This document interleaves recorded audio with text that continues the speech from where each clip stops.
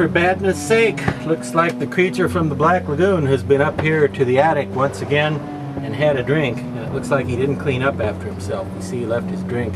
I bet you haven't seen anything like that all afternoon, have you?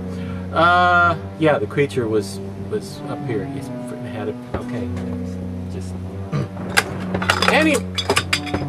anyway.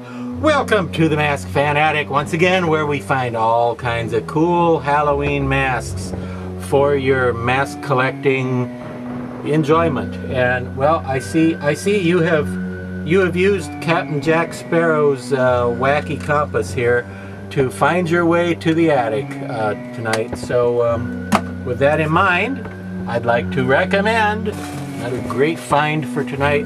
It's the Horror Sanctum Studios Retro Wolf. Retro! R-E-T-R-O. Kind of sounds like a Scooby word, doesn't it? The Retro Wolf, so named because it's made to look like the kind of masks that were available in the 1960s and 70s. Like something that would have been out from Topstone or Don Post Studios back in the day, you see. And now normally I don't like sculpted hair. And I like to put real hair over top of molded, sculpted, painted hair just because it looks more realistic and it looks less like cooked spaghetti stuck on the monsters' heads. But, and here's the big but, I'm recommending masks like this from time to time because of the artistry and the creativity involved in coming up with something that looks like it could pass for something made a generation earlier. And this was not really designed to be a super realistic Wolfman mask, like a big high-end collectible. It was made to resemble the old masks that a lot of us old geezers grew up with. And well, as such, I think it is quite a success. I think it looks very much like something that would have been from those days, from that time period.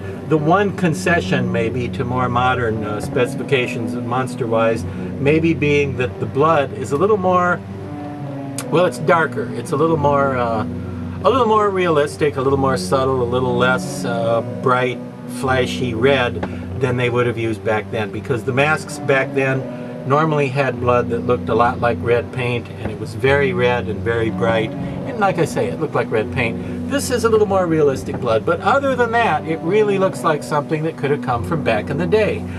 This is part of a series from Horror Sanctum Studios. I think the line came out in 2009 or 10, somewhere in there.